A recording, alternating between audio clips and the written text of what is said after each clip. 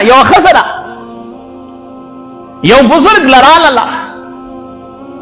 او هغه بزرگ ته په غصه شل لګیا ده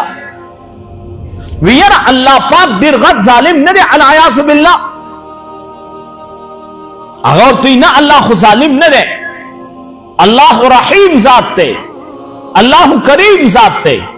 الله رؤوف ذات ته الله ودود ذات ته ورتوی ما سره خو ډیر غټ ظلم وکړو وسو ظلم یې کړی خاوند دې را نواغستو کونډه کړم او چې کونډه شوم نو زما بچی پاتې شو دغه بچو مې ساسره نشتا سوسیله نشتا زه په کور کې وړی ریشم او به هغه وړی بازار ته یوسم خرڅه کما نو د بچو د خوراک سکاک انتظام ته برابر کړ بچی مې نه هو سو ورځې مې بچو ته تکلیف ملاو شو ما وړی تیار کړه په یو کپړه کې مې ونغښتله په سر باندې مې ایښې ده بازار ته روان یم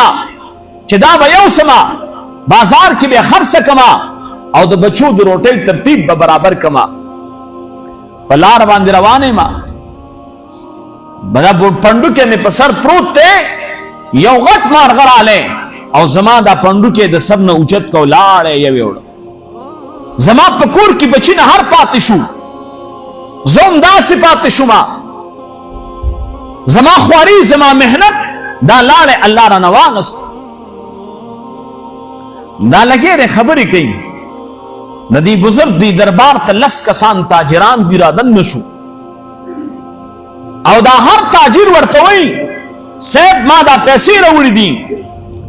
100 درهمه یا 1000 درهمه دا هر تاجر پلاس کی جی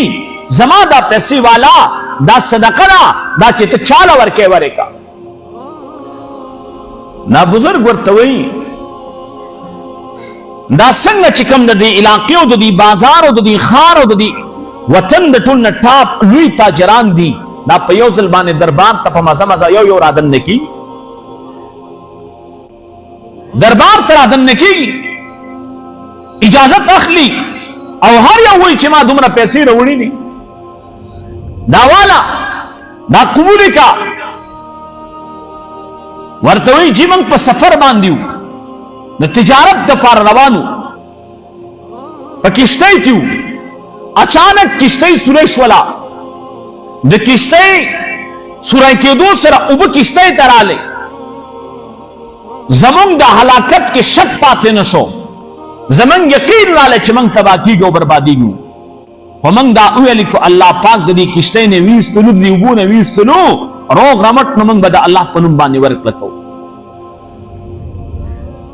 اچانک یو مارغه دی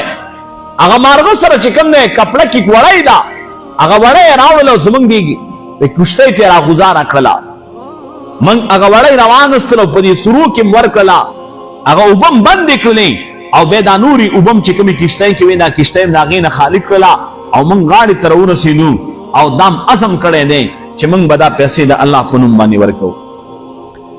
دې سړي دې زنانه ته وکتل دې بزرګ وې الله ظالم نه دی ته نه خبر ستا دپاره الله پاک ته روانوي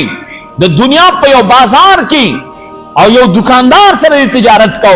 الله پاک ستا دپاره د دریابونو په منځ کې ستا د بچو د تجارت انتظام کړی پیسې ورکړې دا والا لا خپلو بچو انتظام نکړه